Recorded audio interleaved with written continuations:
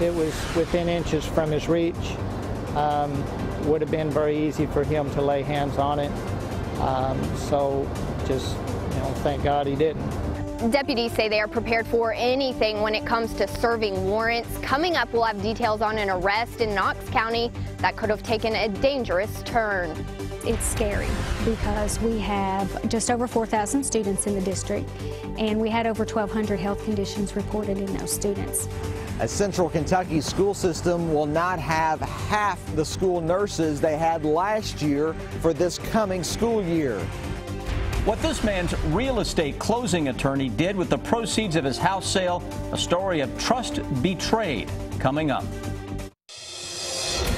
Tracking, alerting, protecting. This is WKYT News at 5:30. They were there to serve an arrest warrant, but deputies found more than they were expecting at a home yesterday. Knox County deputies found several weapons, including loaded guns and a hatchet inside a wanted man's truck. Tonight, Hillary Thornton is talking to deputies who say they're glad the situation didn't take a dangerous turn. She has our top story at 5:30. Serving warrants and traffic stops are things deputies say they do day in and day out. You never know what you're going to run up on any routine traffic stop. Every situation is critical. That statement certainly rang true on Thursday when deputies saw a man they had been looking for, 28-year-old Jesse William Davis. Observing him on the side of the road, parked up, we moved in, make a routine traffic stop. That routine traffic stop to serve a warrant proving to be anything but routine. He had a loaded military issue .45 caliber handgun that was cocked and ready to pull the trigger, sitting in the seat, kind of hidden under the console. Deputies say after pulling Davis out of the vehicle, they found a loaded AK-47 under the back seat, an armed magazine for that rifle, along with other firearms and ammo, a billy club, and a hatchet. Deputies say after seeing all of this and having the situation under control, their first reaction was, why would anyone have this much firepower with them? Usually an indication that he's either afraid of something or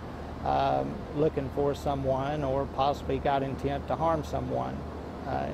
Its possibilities are unknown. Deputies say Davis told them he was working to sell the guns that belonged to his father, who recently died, including the one in the front seat ready to fire. It was within inches from his reach.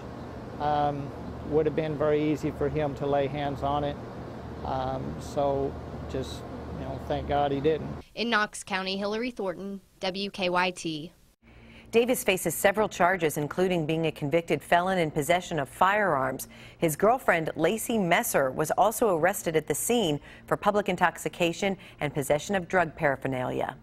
A Louisville teenager is charged with murder after police say he shot another teenager in the head. Police say around 8:30 last night, the 17-year-old shot 16-year-old Deshaun Mitchell on Hudson Lane. Mitchell was rushed to the hospital, where police say he later died.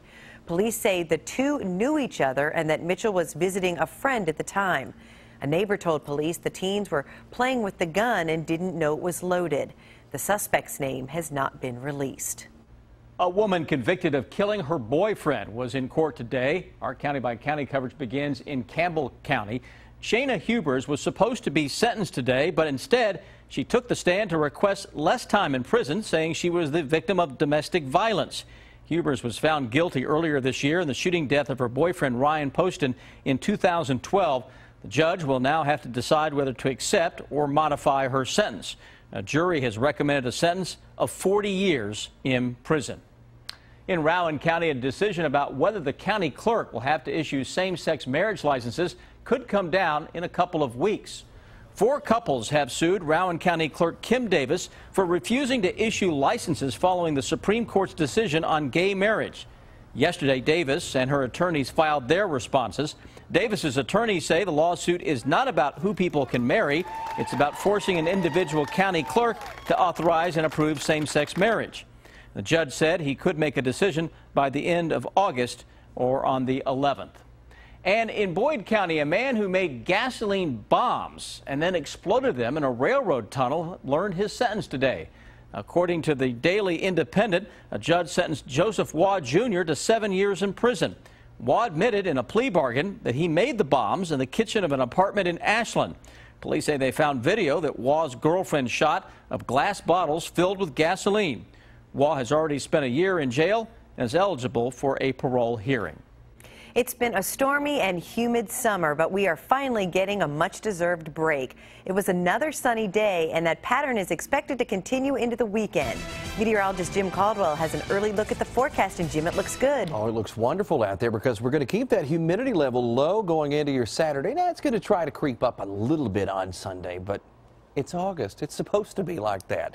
There you see, we're scanning the skies, checking for any showers or thunderstorms anywhere across the Commonwealth. You're not going to find that. I mean, we just don't have a lot of moisture to work with in the air around us. That's why it feels so nice out there today. Now, we did have some showers and storms go up just to our north across parts of Indiana and also into Ohio. Right now, 85 degrees in Lexington. Your feels like temperature is also 85. That just shows you how dry it is.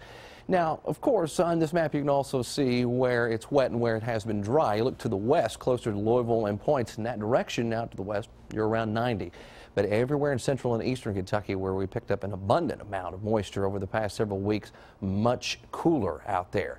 Now, as we work through the next few days here, it's going to stay very pleasant. Saturday, Sunday, a little more noticeable as far as the muggy meter is concerned. But by the time we get into your Monday, we'll have a system pass by that's going to open up more juice in the atmosphere, and that's going to make it feel just a little more uncomfortable and also trigger more showers and thunderstorms. We'll take a closer look at that with the hour-by-hour forecast coming up in just a few minutes. A group of volunteers from a Lexington church is helping those who lost everything in the flooding in eastern Kentucky. Consolidated Baptist Church has been collecting donations, and tomorrow they'll take the first round of items to Johnson County. We first told you about the church's efforts earlier this week, and since then, organizers say they've received an outpouring of support from the community. A new school year is just around the corner, and leaders in one central Kentucky school district say they're concerned with some cutbacks for the upcoming year. Lincoln County Schools will lose half of its nurses because of a lack of funding. As WKYT's Phil Pendleton tells us, school leaders say they're worried about the shortage. Lincoln County has 10 schools, and in the past, they've had almost one nurse for every school. What's happened this year is we've had a loss in funding. Meaning that this year, they'll only have 5 nurses to cover those 10 schools. It's scary because we have just over 4,000 students in the district, and we had over 1,200 health conditions reported in those students. Recently, the Lincoln County school system has partnered with the local health department, but because of changes in managed care, that health department is losing a big chunk of their Medicaid reimbursements, meaning the school system has $150,000 to make up. Last year, our nurses had over 13,000 visits from students to the nurse's office, and over 90% of those kids were sent back to class. That helps parents. No nurse could mean parents will have to pick kids up, whereas before they could have stayed in school. Our nurses have protocols where they can give them medication. If it's a headache, they might get some ibuprofen. Right now, the Lincoln County School Board is looking at options with a meeting scheduled for August 6th to further discuss the issue. In Lincoln County, Phil Pendleton, WKYT. Lincoln County health officials say 530 students have asthma and many have type 1 diabetes. When selling a house, most of us trust the closing attorney handling the transaction. But for 27 sellers, their trust was betrayed and their proceeds stolen. It had been about 30 days since closing, and we were expecting some money to come out of escrow to come back into our account. So Paul McManus called David Flynn, the attorney who helped him with the closing of his house sale, but grew uneasy when the phone just rang. This day and age, phones don't just ring and ring. They usually go to a voicemail. So he then called the mortgage broker, who gave him even more unsettling news. Something's going on. I've been contacted by the Postal Inspection Service. He used the money out of those escrow accounts, again, as his personal piggy bank to pay off his own bills, to pay other financial expenditures that he had. Postal inspectors say Flynn failed to properly maintain separate escrow accounts for real estate closings and pay what he was supposed to pay from the proceeds of the sale. After the closing, they now had 2 mortgages on the same property, or the other mortgage wasn't paid off, plus now the new mortgage they just took out. Everything came to a head when all of the victims suddenly began getting notices for multiple mortgages. People started eventually finding out their mortgages hadn't been paid off in one way or the other, and more people started calling Mr. Flynn's law firm. You take people at their word, and of course that's the nature of the fraud. People are being taken at their word. Oh, he's an attorney, he has a firm, and you kind of let your guard down a little bit and expect certain things to happen the way they're supposed to. As the calls began mounting, Flynn panicked and fled to the Bahamas. Eventually, he voluntarily returned to the U.S. and was taken into custody. In all, there were 27 victims. Some important advice for every consumer. Do your due diligence to make sure, because it's a large transaction you're going to be doing, you want to make sure it closes smoothly and that it doesn't come back to bite you in the end. David Flynn was arrested and convicted of mail fraud and unlawful monetary transactions. He was sentenced to 6 years in prison and ordered to pay more than $2 million in restitution. A USA Today investigation released this morning finds more than 5,000 bystanders and passengers have been killed in police chases since 1979.